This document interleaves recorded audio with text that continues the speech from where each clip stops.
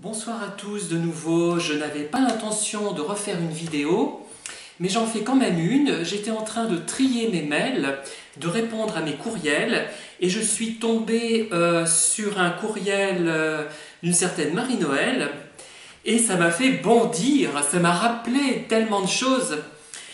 Je n'avais pas bien lu sans doute initialement ce courriel qui date de quelques jours déjà, et ce qui m'étonne, c'est que j'ai l'impression qu'elle parlait d'un de mes PN, mon avant-dernier. Mais c'était tellement frappant, tellement incroyable que j'ai eu une sorte de flash. Je me suis dit, mais ils se ressemblent tous. Je l'ai dit 20 fois. Et je critique après les gens, les psychologues, les coachs et les psychiatres qui abordent toujours les mêmes thèmes dans leurs vidéos. Je pourrais me faire le même reproche, hein, donc. Mais moi, je ne prends pas 120 € de l'heure. Hein. J'espère que ce n'est pas vrai cette information, parce que quand même, enfin, 120 € de l'heure. J'espère que c'est pas la demi-heure au moins, que c'est l'heure. Parce qu'un médecin généraliste, c'est 25 € la demi-heure, hein, et parfois 25 € de l'heure. Parfois, ils gardent leurs patients longtemps. Mais bon, c'est une parenthèse. Donc, je radote moi aussi, mais moi, je me fais pas payer, je gagne rien. Et j'ai pas envie de gagner avec ça, hein, surtout pas. Donc, je reviens à ce que disait Marie-Noël dans son mail. Elle me dit que les pervers utilisent beaucoup la parole, les mots, les messages, etc. Ça, c'est vrai, on le sait déjà. C'est une bonne manière d'embobiner les gens. Et elle décrit une situation dans laquelle le pervers en question évite la confrontation et préfère procéder par mail. Ah, c'est bien Internet, hein, maintenant qu'on l'a. C'est bien pratique pour manipuler. Et ça m'a rappelé mon avant-dernier, celui-là même que j'ai croisé dans un escalier il n'y a pas si longtemps. Alors que je voulais lui présenter des excuses pour avoir été froid pendant des mois, et c'était moi qui me culpabilisais. Vous voyez, pendant 2 ans et demi, j'avais été un peu froid, puisque je le comprenais pas bien, ce bonhomme. Hein, il était bizarre. J'ai l'impression qu'il me draguait, alors qu'il était marié, mais il paraît qu'il y a des billes. Moi, j'y crois pas, mais croyez-y si vous voulez. Moi, je garde ma conviction, ça n'existe pas. Mais bon, si vous voulez y croire, je ne vais pas vous contrarier. Ah, je fais une vidéo un peu cool ce soir, parce que là, je me lâche. Hein. Bon, il m'a dragué, moi j'ai l'impression d'être dragué. Il était gentil comme tout un jour, alors il faisait semblant de ne pas me voir lors de mes dédicaces, alors qu'on était quasiment à 2 mètres l'un de l'autre. Bref, j'ai fini par me lasser et je lui faisais un peu la gueule. Hein. Là, je résume. Hein. Et donc, je cherche à m'excuser. Et il me dit, il fait semblant de ne pas avoir reçu mon mail, ça c'était bien. Et je savais que c'était pas vrai, mais enfin, j'ai su qu'après. Et il me dit, mais il faut qu'on se voit dans un café, devant un café, qu'on puisse en discuter. Plus longuement, puisqu'au départ, vous savez, il avait fui, littéralement. Hein.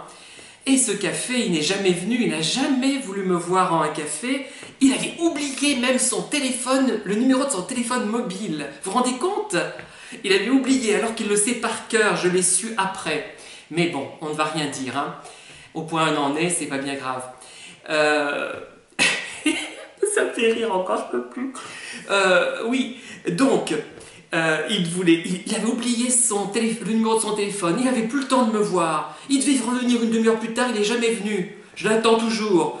Qu'est-ce qu'il avait fait d'autre? Enfin, tout y était. Il a tout fait pour éviter la confrontation. Parce qu'il savait que je mettrais en difficulté, même sans le vouloir, hein, parce que j'allais aborder des thématiques, franchement, comme je le fais ici, finalement. Hein. Je peux pas ne pas être franc, je n'y arrive pas, c'est terrible. Hein. Sauf quand il s'agit de ne pas blesser quelqu'un, évidemment. Hein. J'ai quand même mes limites. Et il se serait vu très vite en difficulté. Alors qu'avec un mail, effectivement, il peut contrôler. Donc vive les mails pour les pervers, vive Internet qui permet de trouver facilement des proies et de les contrôler. Et je pense qu'il avait une adresse mail où il y avait son nom et son prénom et son nom. C'est une adresse Gmail et qui était destinée aussi à d'autres gens dont je ne dirais pas la nature parce qu'on saurait peut-être qui c'est par recoupement, donc je ne vais pas le dire. Il avait tout un tas de contacts sur cette adresse mail et il avait plein de contacts avec des gens que je connaissais par ailleurs et je l'ai su qu'après. Hein. En fait, il devait se donner du mal pour écrire tous ces mails parce qu'avec tous les contacts qu'il avait, Il m'envoyait un mail par jour. Et d'ailleurs, je dormais mal à cette époque. J'arrivais pas à dormir, je ne mangeais plus. Pendant 1 ou 2 mois, ça a été pénible. Hein. J'étais complètement... j'étais plus moi-même, j'étais écervelé. J'avais l'impression que mon cerveau était capté par cette personne. Et même maintenant, j'y pense toujours, j'en parle, vous voyez, j'en parle sur ces vidéos. Mais maintenant, ça me fait du bien et j'arrive à prendre du recul. Comme je vous l'ai dit, aujourd'hui, j'ai vraiment réussi à ne plus, comment vous dire, à ne plus me sentir mal ou avoir envie de rire en sa présence. Soit ça m'amusait, preuve que je n'étais pas complètement détachée, soit une boule me venait dans la gorge, une anxiété, comme si effectivement le manipulateur était pénible, sa seule présence était pénible, hein, sa seule présence est pénible. Et j'avais vraiment l'impression qu'il envahissait l'espace quand il était là. Pourtant, qu'est-ce qu'il était mou, hein? Qu'est-ce qu'il était mou, ce type-là. Je le trouvais mollasson, mais je sais pas, mais je vais être dur là, parce qu'on m'a dit que je suis pas gentil avec les dames, mais là je vais être très dur avec elles, très très dur, et tant pis.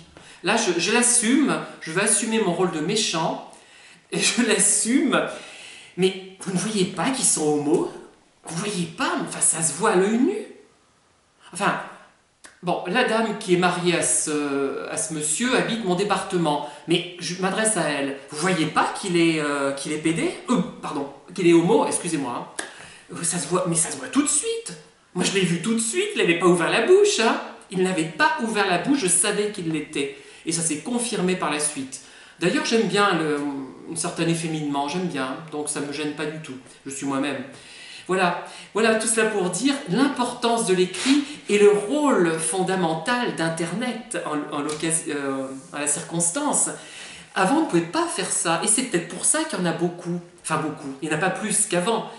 Et la littérature en regorge. Je suis en train de lire un roman d'Hermann Hesse, et je crois que son personnage est un PN, et je vous en parlerai. Je vais peut-être vous en parler dans une autre vidéo d'ailleurs, hein, tout de suite.